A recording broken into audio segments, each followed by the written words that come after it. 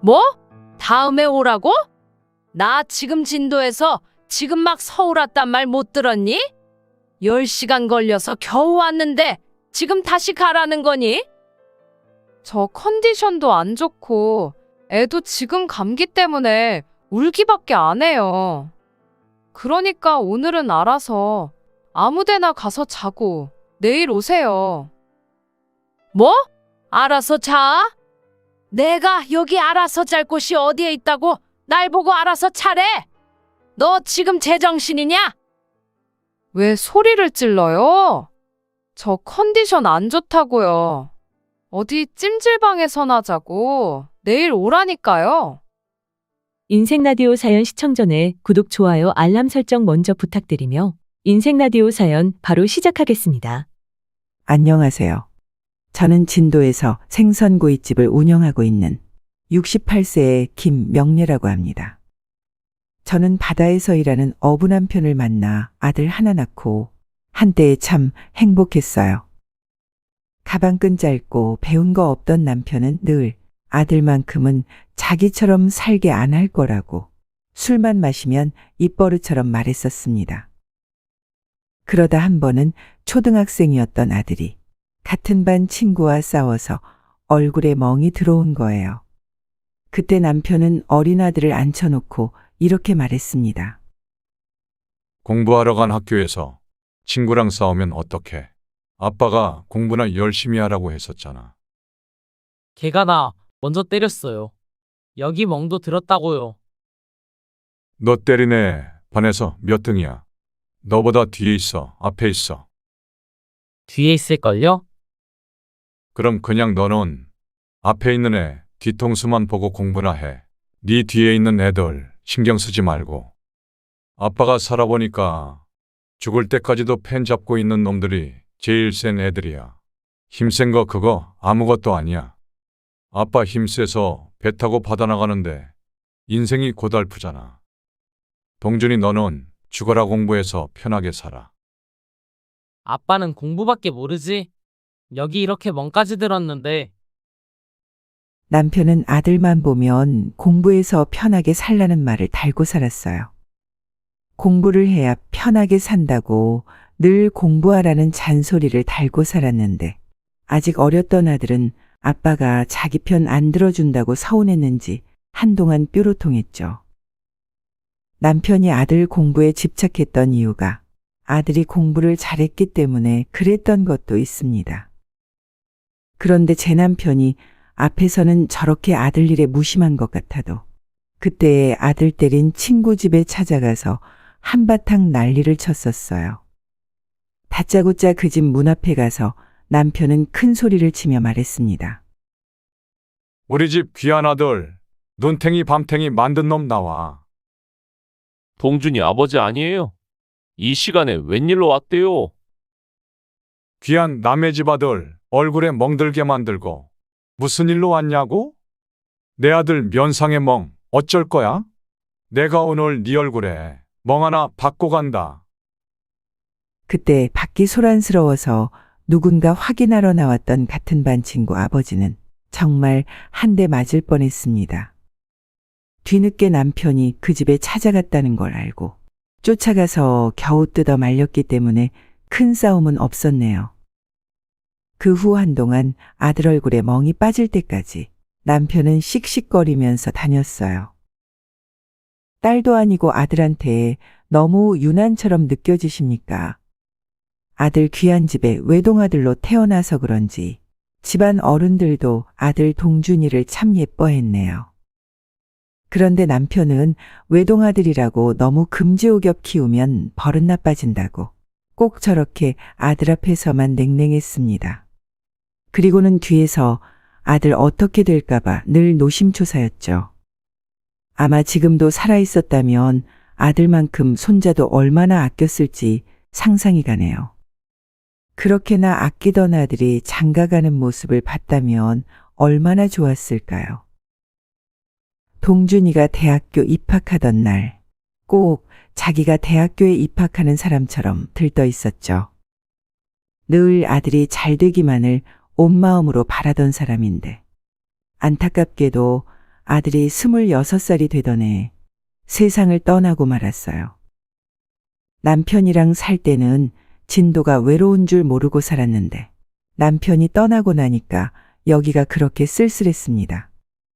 아들은 서울에서 일하고 있고 이제 한 동네 같이 사는 사람들끼리는 좋은 소식보다 부고 소식이 더 익숙하게 들려왔죠.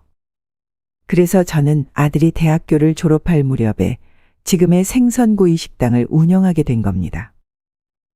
그렇게 평범한 날을 보내는데 아들이 결혼할 여자가 있다는 겁니다. 그 후 아들은 결혼할 여자라면서 참하고 예쁘장한 얼굴을 한 아가씨를 데리고 진도로 왔습니다. 바로 그날이 지금 며느리를 처음 본 날이었어요. 그때 제가 운영하던 식당에서 가장 좋은 생선들로 한 상을 크게 차려줬습니다. 갈치에 전복까지 먼 길 왔으니까 제일 좋은 것만 차려서 며느리에게 이렇게 말했죠. 갈치나 전복 같은 거 먹어요? 먼 길 왔는데 좋은 거 차려주고 싶어서 했는데 괜찮을지 모르겠네요. 우리 가게에서 제일 잘 나가는 건데 한번 먹어봐요. 서울에서는 갈치랑 전복 없어서 못 먹어요. 잘 먹겠습니다. 예쁘장한 얼굴로 넉살 좋게 말하면서 잘 먹겠다고 하는데 그 모습이 제일 마음에 들더군요. 잘 먹는 모습을 보니까 안심하고 저도 밥을 먹으려는데 며느리가 제 앞에 생선을 발라주더니 이렇게 말했습니다. 좀 더 일찍 와서 좋은 식당으로 모셨어야 했는데 죄송해요. 괜히 저 온다고 아침부터 고생하신 건 아니시죠? 갈치가 너무 맛있어요. 어머님도 좀 드셔보세요. 고생은 무슨 고생. 늘 하던 거니까 괜찮아요. 나 신경 쓰지 말고 어서들 먹어요. 어머님, 말씀 편하게 해주세요. 지금부터 친해져야 결혼해서도 잘 살죠. 서울에서만 쭉 살던 여자라고 하길래 깍쟁이가 아닌가 했는데 성격이 너무 좋은 거예요. 그리고 왜 이렇게 말을 잘하나 했는데 직업이 영어 강사였습니다. 사돈댁은 사돈 부부가 초등학교 교사로 근무하다 현재는 퇴직한 상태였고 며느리의 동생인 사돈 처녀는 회사원이랍니다. 몇 주 뒤 상견례 때 보니까 사돈 부부가 인자하고 참 성품 좋은 분들이셨어요. 며느리가 화목한 집안에서 좋은 것만 보고 잘 자랐구나 싶었습니다. 그 후 아들과 며느리는 자기들이 모은 돈과 대출을 좀 받아서 서울에 신혼집을 마련했어요. 결혼식까지 하고 나니까 인생의 마지막 숙제를 끝낸 기분이더군요. 자식 장가도 보냈으니까 이제는 내 인생 하나 잘 챙겨가며 살 줄 알았습니다. 근데 저의 바람처럼 잘 살았다면 제가 이렇게 사연도 안 썼을 거예요. 요즘은 며느리가 시어머니를 어려워하는 게 아니라 시어머니가 며느리 눈치 본다는 말도 있지 않습니까? 그런 일이 저한테도 벌어지기 시작했는데 그 시점이 며느리가 결혼하고 얼마 뒤 임신하고 나서부터였습니다. 며느리가 임신했다는 소식에 너무 기뻐서 아들한테 며느리 맛있는 거 챙겨주라면서 돈을 좀 보냈습니다. 많지는 않아도 100만 원 보내주면서 먹고 싶다는 거 있으면 사주라고 말했죠. 아들은 괜찮다고 했지만 진도에 있는 제가 서울 사는 아들 부부한테 해줄 수 있는 것도 없으니 그거라도 받아달라고 했어요. 그리고 며칠 뒤 한창 점심 장사를 끝내고 한숨 돌리고 있는데 며느리한테 전화가 온 겁니다. 저는 반가운 마음에 얼른 전화를 받았는데 며느리 목소리가 좀 까칠하게 들리더군요. 그 까칠한 목소리로 다짜고짜 저한테 이런 질문을 하기 시작했네요.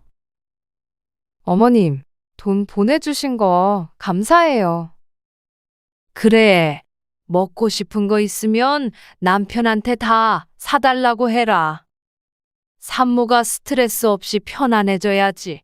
뱃속 아이도 잘 크는 거야. 그렇죠?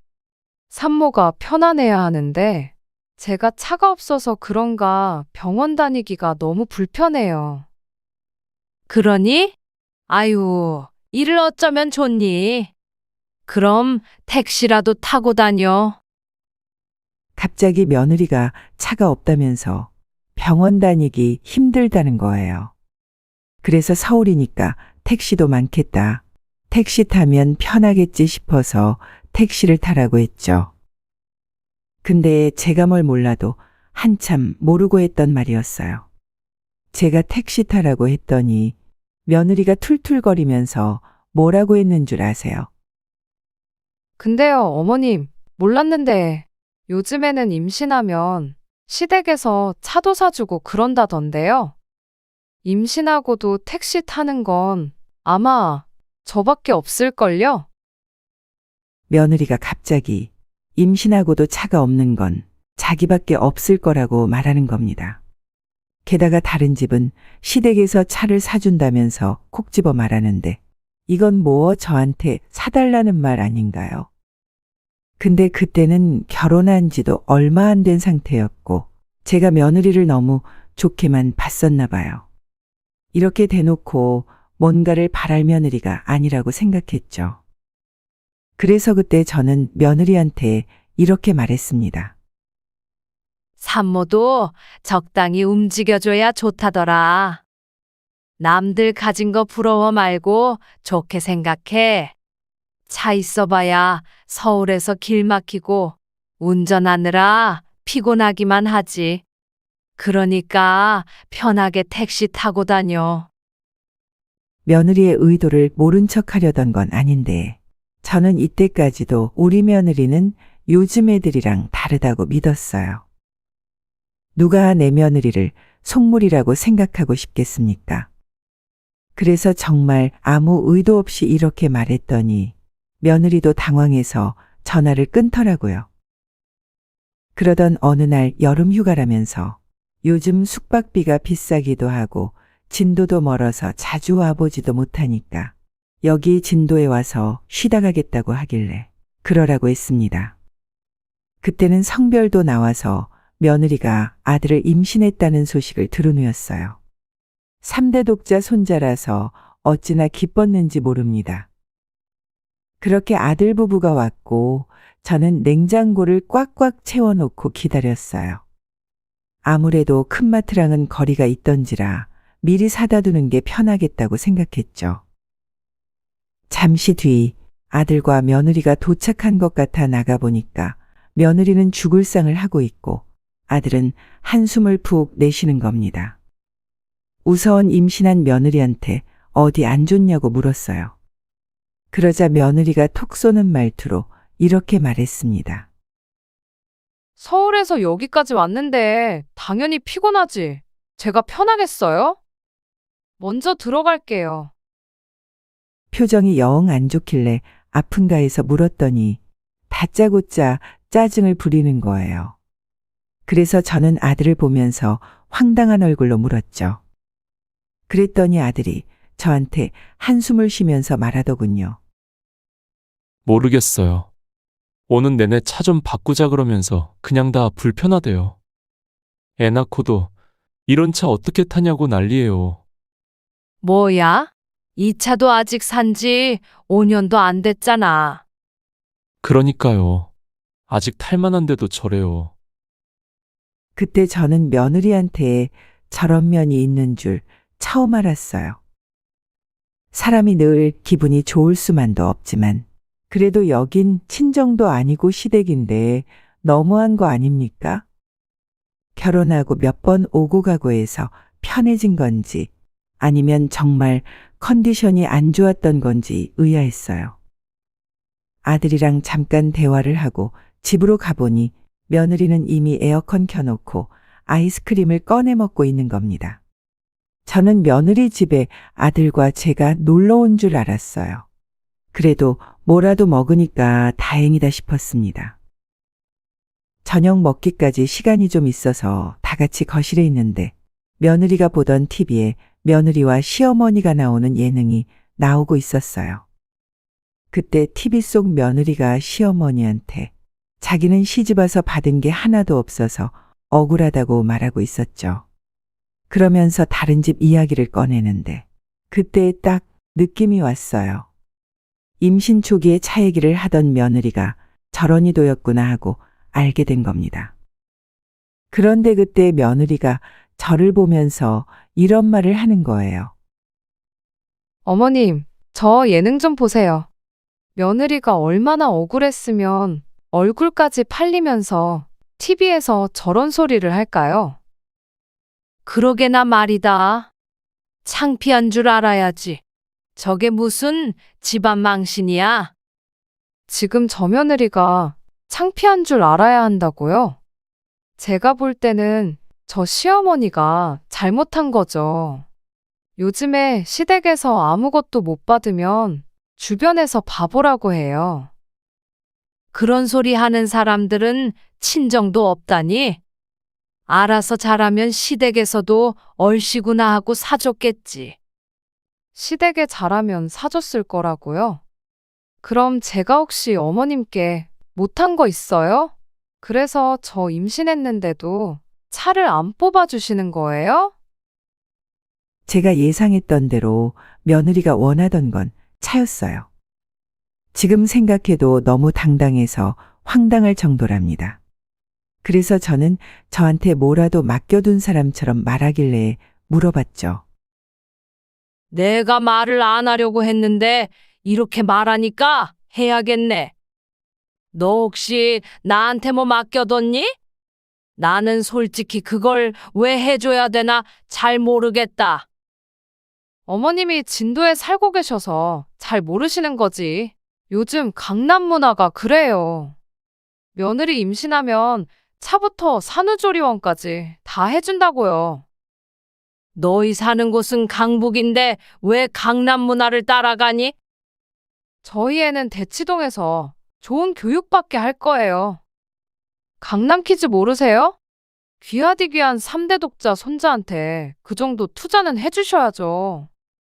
산후조리원도 강남으로 가면 그때부터 우리 아들은 강남 애들이랑 크게 되는 거라고요. 이게 지금 말인지 방구인지 대체 얘가 뭐라고 떠드는 건가 했어요. 나중에 더 들어보니까 그냥 아들을 강남 애들 틈바구니에서 키우고 싶다는 거였어요. 게다가 병원 가기가 왜 맨날 그렇게 힘든가 했더니 산부인과를 집에서 멀리 떨어져 있는 강남으로 다니고 있던 거예요. 지금 이 상황이 말이 된다고 생각하십니까?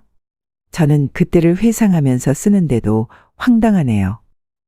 자기가 영어 강사로 일해봐서 한다고 무조건 애들은 강남으로 가야 한다고 말했죠. 그때 잠깐 화장실 다녀오던 아들이 그 말을 듣고는 기가 막혀 했습니다. 아들도 며느리를 보면서 답답했는지 이렇게 말하더군요. 병원 아직도 그쪽으로 다니고 있었어? 그냥 집 근처 병원 가라니까? 그렇게 해야 학부모들이랑 친해지지. 3대 독자 아들 그냥 막 키울 거야? 내가 지금부터 강남에 적응해야 우리 애도 적응을 시키지. 내가 차만 있었어도 일부러 멀리 떨어진 곳에 내려서 걸어가지도 않잖아. 누가 그렇게 다니래? 그냥 차 없는 거 들키기 싫어서 혼자 그러는 거잖아. 아니, 내 차 가져가면 될 걸 왜 그래 대체? 국산차나 외제차나 아무도 당신한테 관심 없어. 그리고 누가 막 키운대? 그리고 3대 독자도 군대 가는 세상에서 강남 간다고 잘 크는 거야? 그냥 좀 형편껏 살자. 맹모삼천지교라는 말처럼 엄마니까 애들 키우는데 욕심 가질 수 있겠다고 생각은 해요. 그런데 뱁새가 황새 쫓는다고 황새 되는 거 본 적 있으십니까? 결국 가랑이만 찢어지는 일인데 왜 저렇게 강남에 목을 매나 이해할 수 없었습니다. 그리고 자동차가 과연 손자를 위한 건지도 아닌 것 같았죠. 그래서 그때 며느리한테 단호한 목소리로 말했습니다. 며느라, 지금 네가 말한 것 중에서 태어날 아들이 원하는 게 있는 거야? 네? 아직 안 태어났는데 어떻게 알아요? 그냥 그런 환경이면 좋겠다는 거죠. 그러니까 아직 태어나지도 않은 애를 강남에서 키우겠다는 건 며느리 네 욕심이라는 거야. 나중에 정말 애가 공부에 싹이 보여서 욕심이 있다고 하면 그때 도와주는 게 부모 역할이지. 너한테 차 해줄 돈이야 나도 있어. 얼마든지 해줄 수 있어. 그런데 너 나중에 친아들이 유학이라도 가고 싶다고 하면 어쩔 거야? 유학이요? 설마 그럴까요? 사람 일을 어떻게 알아? 빠르면 초등학교 1학년 때 가기도 한다고. 며느리 네가 나한테 말했잖아. 그럼 그때 가서 강남 친구들 사귀게 해주느라 돈 없다고 할 거야? 항상 자식을 키울 때는 내 욕심인지부터 잘 생각해야 하는 거야. 진짜 자식을 위하면 돈을 잘 모아두는 게 최선이지. 다른 게 최선이 아니야. 제가 이렇게 말하자 며느리는 고개를 푹 숙였어요. 그제야 자신이 잘못 생각했다는 걸 인정하는 눈치였죠. 아들도 자기 말이 제가 했던 말과 같다면서 며느리한테 말하는 겁니다. 그랬더니 며느리는 기어 들어가는 목소리로 말하더군요. 죄송해요. 그러지 않으려고 하는데 자꾸 주변이랑 비교하게 됐어요. 잘못했다기보다 이제는 안 그러면 되는 거야. 알겠니? 내 새끼한테 좋은 것만 해주고 싶은 마음 나도 다 이해한다. 나도 자식 키워봤잖니. 이제는 너도 마음 좀 편히 먹고 몸 관리 잘해야지. 곧 출산이잖아. 그때 며느리는 제 말에 금세 다시 웃으며 대답했습니다. 이렇게 며느리가 아예 말이 안 통하는 사람은 아니었어요. 꼭 뭐랄까, 한 번씩 왜 저럴까 싶다가도 대화를 해보면 이해가 가는 부분도 있었죠. 그래서 며느리의 차소동은 단순한 해프닝으로 넘어갈 수 있었어요. 그리고 아들 부부는 한두 달 뒤 건강한 남자아이를 낳았습니다. 3대 독자 손자라 그랬을까요? 산후조리원으로 손자를 보러 가는데 떡두꺼비처럼 듬직한 거예요. 아들도 자기 아들이 태어나니까 싱글벙글 입이 귀에 걸려 있었죠. 그러다 며느리를 보러 갔는데 며느리가 자고 있더라고요. 그래서 일어날 때까지 기다려야겠다 싶어서 잠깐 앉아 있었죠. 그런데 그때 안사돈이 들어오면서 반갑게 인사를 하며 저한테 이렇게 말했어요. 진도에서 오신 거예요. 힘드셨겠어요. 아니에요. 며느라이가 손자를 낳았다는데 와봐야죠. 근데 그건 다 뭐예요? 이거 전복죽인데 여기 밥이 입에 안 맞는지 못 먹는 것 같길래 제가 만들어 왔어요. 오랜만에 만난 안사돈과 이런저런 얘기를 하면서 며느리가 먹을 전복죽을 그릇에 담고 있었죠. 그때 안사돈이 전화가 와서 잠시 자리를 비우길래 제가 마저 점심상을 준비하고 있었어요. 그런데 부스럭거리면서 며느리가 일어나는 소리가 들렸습니다. 일어나는 며느리를 보면서 반가운 마음에 인사를 하며 말을 걸었어요. 이제 일어났네. 몸은 좀 어때? 괜찮아? 네, 괜찮아요. 근데 저건 다 뭐예요? 응? 이거 전복죽인데 너 먹으라고 차리고 있었지. 전복죽이요? 참나. 출산한 며느리한테 해줄 게 없어서 죽을 가져왔어요. 진도부터 가져오신 거예요? 진짜 이런 말 안 하려고 했는데 구질구질해요. 며느리는 뭔가 오해가 있었는지 전복죽을 제가 가져왔다고 생각하는 것 같았습니다. 그래서 제가 아니라고 말을 하려는데 저한테 구질구질하다고 한 말에 화가 나 별안간 소리치며 말했네요. 뭐? 구질구질하다고? 그게 지금 시어미한테 할 소리냐? 전복죽 같은 거 들고 올 바에는 그냥 차라리 돈으로 주세요. 그게 더 낫겠네요. 애초에 제가 뭘 바라겠어요. 제가 화를 내자 똑같이 목소리를 높이면서 며느리가 저렇게 말하는 겁니다. 그래서 너무 화가 나서 제대로 한 소리 하려는데 그때 문이 열리더니 안싸돈이 들어오는 거예요. 밖에서 싸우는 소리를 다 들었는지 며느리를 보면서 화난 목소리로 말했습니다. 너 이게 지금 뭐 하는 짓이야? 멀리서 너 보려고 와준 시어머니한테 구질구질해? 저거 내가 만들어 온 거야. 네 엄마한테도 구질구질하다고 할 거냐? 뭐? 엄마가 만들었다고? 거짓말 하는 거 아니야? 네가 여기 밥 못 먹겠다고 하길래 내가 손수 만들어 왔다. 왜? 구질구질해서 못 먹겠으면 지금 말해. 어디서 버르장머리 없이 대들고 있어. 네가 이러면 부모 얼굴에 먹칠하는 거야. 알긴 알아? 됐어, 먹지 마. 드신 밥 먹고 쉰소리 할 거면 대충 먹고 살아. 안싸돈은 직접 준비해온 전복죽을 전부 챙겨서 저한테 나가자고 하더라고요. 그러면서 밖에 나오자 저한테 미안하다며 이런 말을 했어요.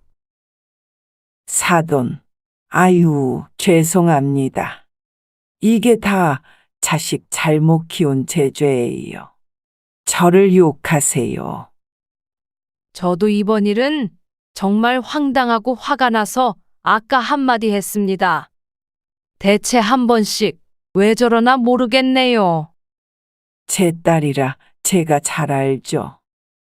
꼭 저렇게 주변에 누가 잘 산다는 소식만 들으면 배 아파서 저렇게 굴 때가 있어요. 하필 딸아이랑 비슷한 시기에 결혼한 친구가 있는데 그 친구를 의식하는 것 같아요. 제가 잘 단속할게요. 알고 보니까 며느리 친구 중에 비슷한 시기에 결혼하고 임신과 출산까지 다 같은 시기에 한 친구가 있던 거예요. 근데 며느리와 달리 사업하는 집안으로 시집을 가서 잘 사는 것처럼 보이니까 그게 배 아팠던 며느리가 괜히 삐딱선 타듯이 저랬던 겁니다. 그런데 생각해 보니까 저와 살이 저한테 안 오면 누구한테 가겠습니까? 당연히 아들한테 가게 될 텐데 그걸 걱정했더니 안사돈이 자기가 잘 들여다보겠다는 거예요. 그래서 저는 일하는 아들이 저런 일로 속 시끄럽지 않았으면 좋겠다고 안사돈한테 며느리 잘 신경 써달라고 했죠. 제가 진도에 있으니까 가까이 사는 안사돈한테 부탁할 수밖에 없었어요. 그렇게 산후조리원에서 있던 일은 괜히 아들 귀에 들어가서 심란해할까봐 아들은 모르게 해달라고 했죠. 그때 마침 아들도 집에서 챙겨올 게 있어서 자리에 없어 충분히 없던 일처럼 묻을 수 있었어요. 그렇게 며느리와 아들을 본 뒤 다시 진도로 가려고 버스를 탔는데 며느리한테 문자가 와 있었습니다. 낮에는 죄송했습니다. 제가 경거망동했어요. 더 조심하겠습니다. 이런 문자가 왔길래 저는 답장도 안 했어요. 사부인이 시켰을지 진심일지 제가 어떻게 합니까? 엎드려 절받기 같아서 답장도 안 하고 그대로 진도까지 왔답니다. 그 후 며느리는 본격적으로 조리원을 나와서 혼자 육아를 시작했어요. 원래 하고 있던 강사 일을 그만두고 육아를 한다고 집에 있던 겁니다. 그 후 며느리는 손자 사진과 영상을 자주 보내왔어요. 그러다 손자가 100일이 됐을 무렵 너무 보고 싶은 겁니다. 조리원에서 나온 후로는 사진과 영상으로만 봤으니 얼마나 궁금했겠어요. 그래서 저는 아들한테 전화를 해서 혹시 한번 가도 되는지 물어봤죠. 동준아, 우리 손주는 잘 크고 있는 거니? 그럼요. 한번 내려가야 되는데 제가 요즘 일이 바빠서 통 시간이 안 나네요. 내가 서울 한번 올라갈까? 나야 어차피 시간도 많은데 한번 가보지 뭐. 아닌가? 내가 가면 괜히 불편하려나? 뭐가 불편해요. 언제든지 환영이니까 얼른 오세요, 엄마. 그래? 그럼 다음 주 수요일쯤 가려고 하는데 둘이 상의해보고 연락 좀 줘. 저는 손자가 보고 싶어서 아들한테 서울로 가겠다고 했죠. 그랬더니 아들은 언제든 오라고 말해주는데 며느리 생각은 다를까 싶어서 둘이 상의해보고 알려달라고 했어요. 다음 날 아들은 전화하더니 이렇게 말했죠. 제가 같이 저녁 먹으면서 어머니 수요일에 오셔서 하루 자고 간다고 하니까 아내도 괜찮다고 했어요. 다음 주 수요일에 꼭 오세요. 그래, 다행이네. 그럼 다음 주에 보자. 저는 이제 겨우 100일 지난 손자를 보러 갈 생각에 들떠 있었어요. 조리원에서는 눈도 제대로 못 뜨고 엄청 작았는데 얼마나 컸을까 설레었어요. 빨리 약속한 날이 오길 정말 손꼽아 기다렸습니다. 그렇게 약속한 날이 됐고 저는 버스를 타고 서울로 갔습니다. 버스를 갈아타면서 서울까지 버스를 기다린 시간까지 포함해 거의 9시간이나 걸렸어요. 그런데 서울터미널에 도착했는데 아들한테 전화가 걸려왔습니다. 어머니 도착하셨어요? 그래. 나 지금 서울터미널이야. 9시간이나 걸렸어. 힘드시죠? 제가 터미널로 마중 가려고 했는데 공장에 문제가 생겨서 야근을 좀 해야 될 것 같아요. 내 걱정 말고 너는 일이나 해. 정 어려우면 며느리한테 전화해보마. 죄송해요. 금방 끝내고 집으로 갈게요. 갑자기 회사에서 일이 생긴 아들이 야근을 해야 된다길래 저는 혼자서 아들 집을 찾아가야만 했습니다. 그렇게 또 저는 터미널에서 아들 집까지 약 1시간이 또 안 되게 걸렸어요. 그러니까 거의 이동하는 시간만 10시간이 걸린 겁니다. 그런데 하필 또 저를 아들 아파트에 내려준 택시기사는 저를 길 건너에 내려주면서 이렇게 말하더군요. 여기서 길 건너면 바로 저 아파트예요. 길만 건너면 나온다길래 대수롭지 않게 알겠다고 내렸는데 내려서 길을 건너보니까 아파트 단지가 보이는 거예요. 이름도 가지각색인 데다가 비슷한 모양이고 아파트 이름들은 영어라 도무지 알아볼 수가 없었죠. 그래서 급한 대로 며느리한테 전화를 했는데 뭐라고 있는지 전화를 안 받는 거예요. 서울에서 김서방 찾기도 아니고 이 많은 집에서 대체 어디인지 감이 안 왔죠.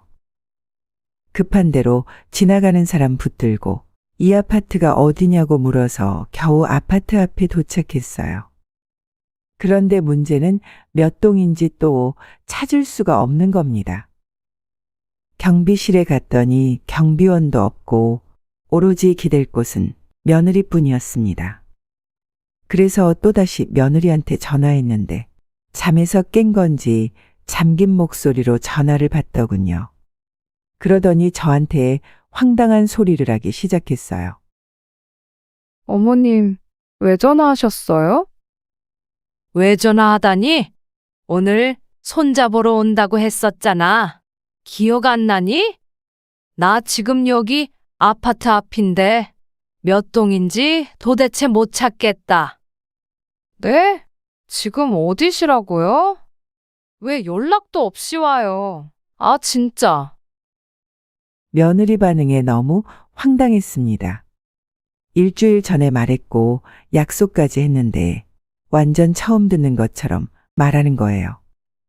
그래서 저는 황당한 목소리로 말했죠. 오늘 온다고 미리 말했었잖아. 오늘 수요일이야. 아, 벌써 수요일이에요. 저도 모르겠어요. 지금 저 너무 피곤하니까 다음에 오세요. 뭐, 다음에 오라고? 나 지금 진도에서 서울 왔다는 말 못 들었니? 10시간 걸려서 왔는데 지금 너 나보고 다시 가라는 거냐? 저 컨디션도 안 좋고 애도 지금 감기 때문에 울기밖에 안 해요.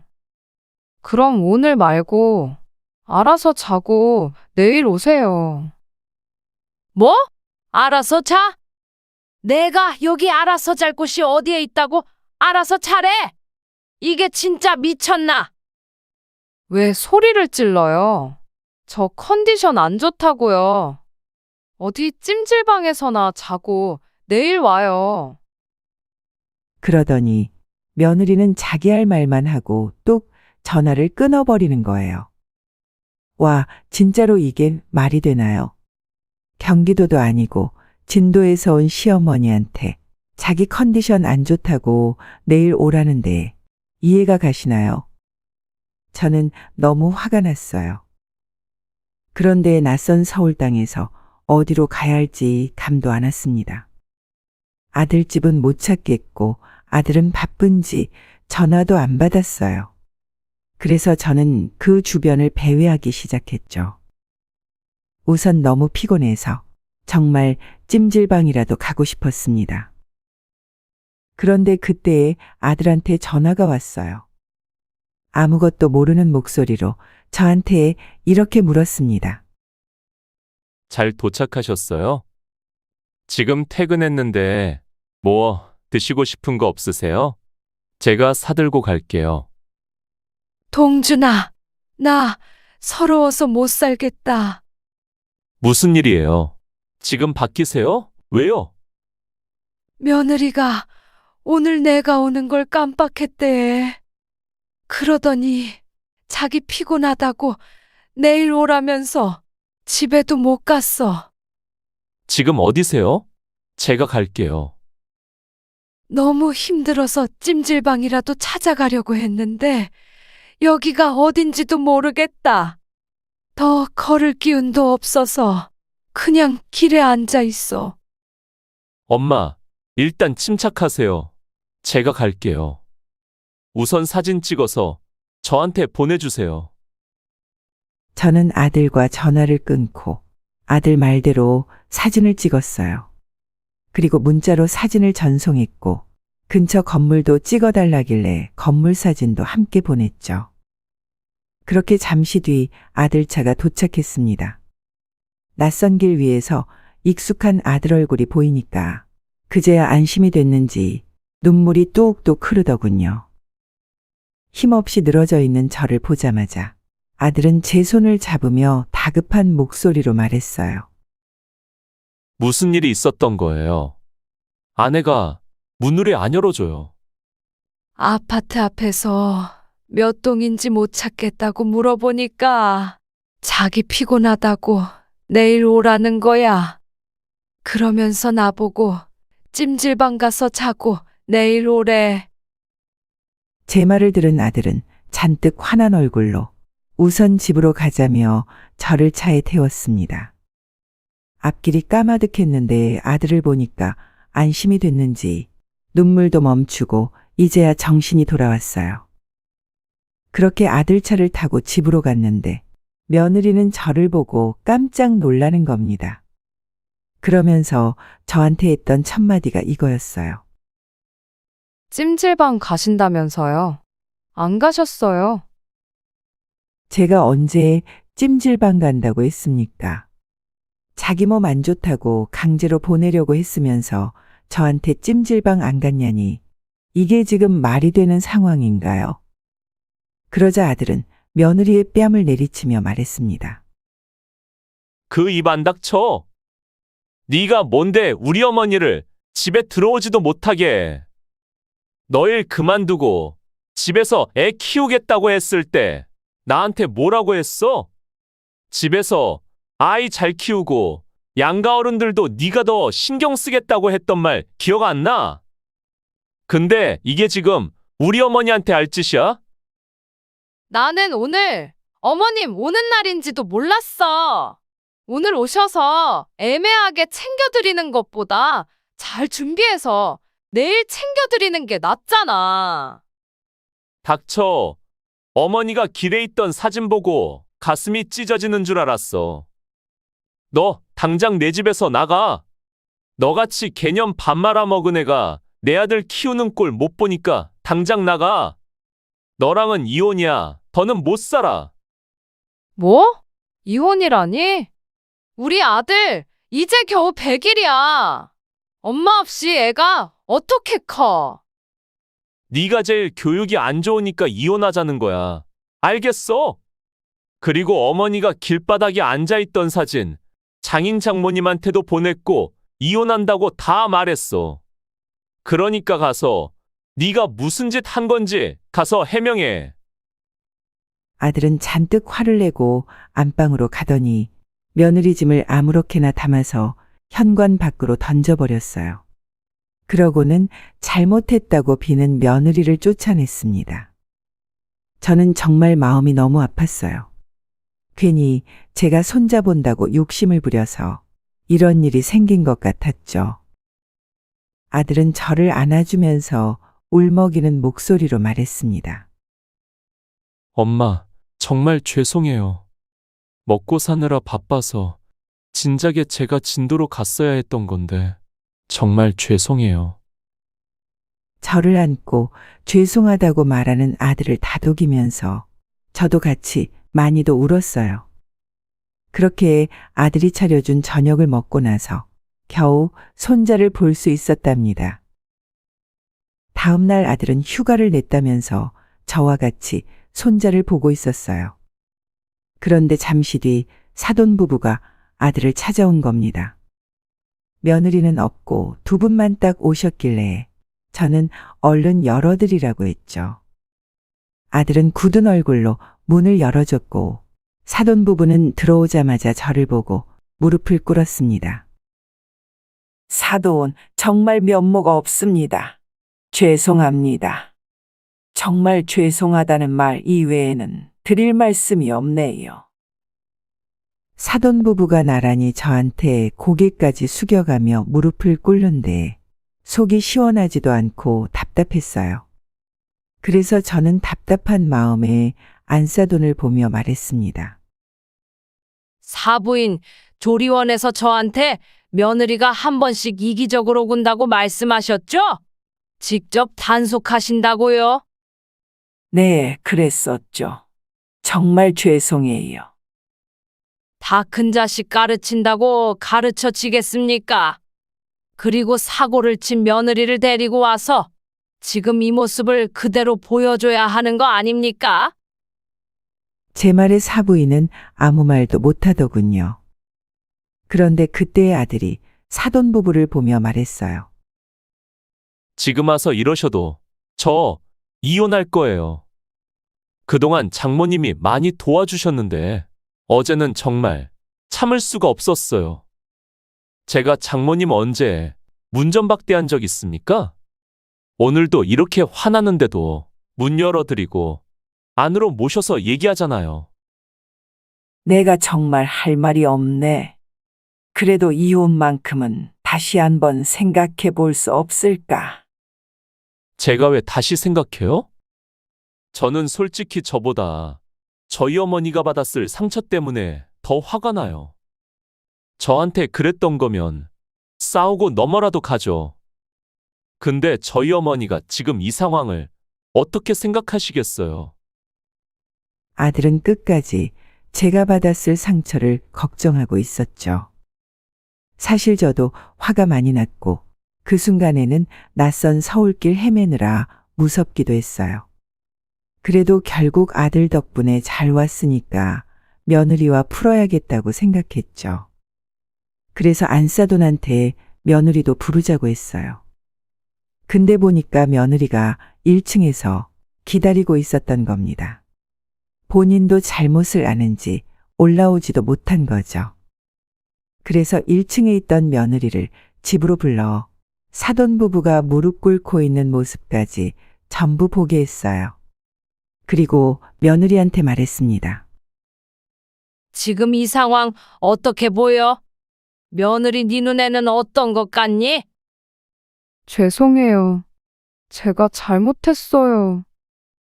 이제는 그 말도 지겹고 못 믿겠다. 부모님이 이렇게까지 하시는데 너는 말로 때우려고? 너 이대로 이혼할 거야? 어머님, 죄송해요. 저 정말 이혼 못해요. 제가 진짜 잘할게요. 저 무릎도 꿇었잖아요.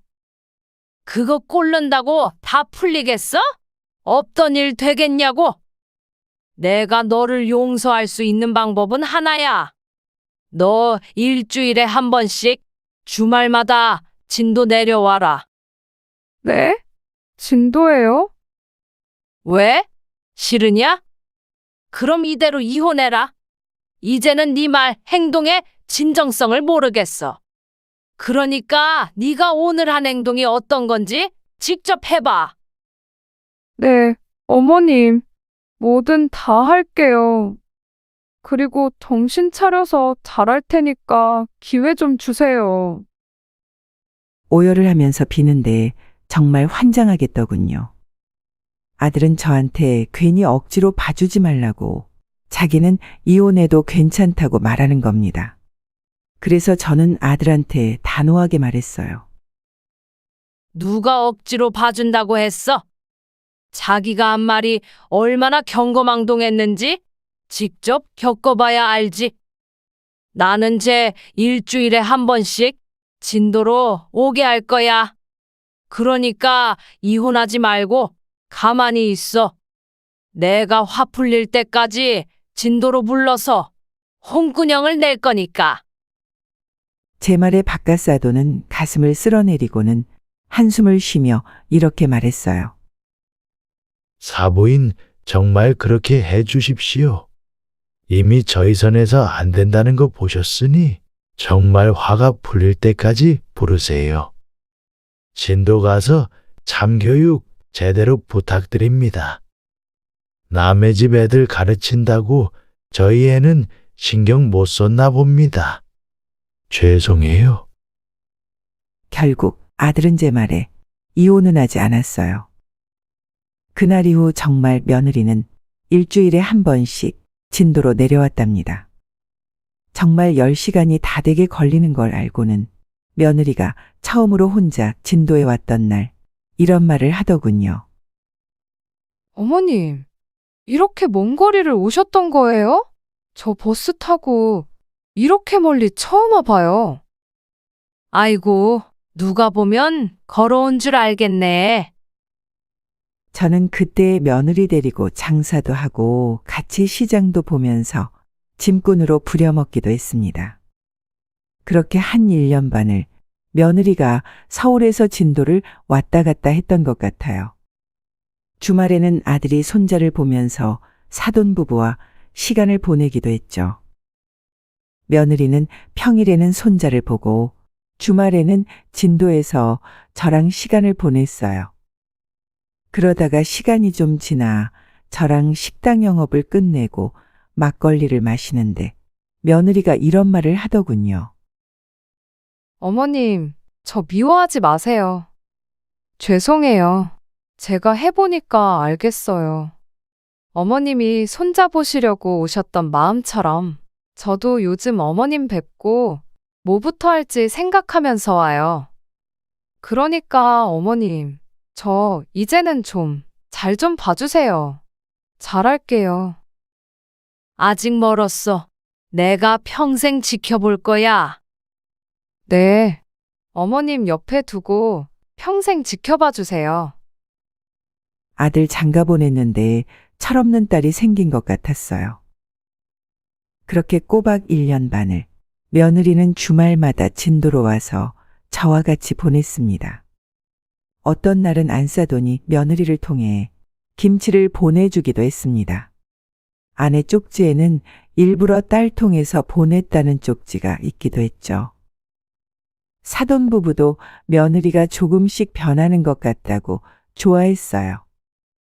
안사돈은 며느리가 주말에 진도 가서 뭐 할지 고민하느라 다른 친구들 어떻게 사나 신경 쓸 겨를도 없어 보인다고 하는 겁니다. 아들도 그날 이후 며느리와 긴 대화로 풀고는 지금은 잘 지내고 있답니다. 그런데 문제가 하나 있다면 바로 이거였어요.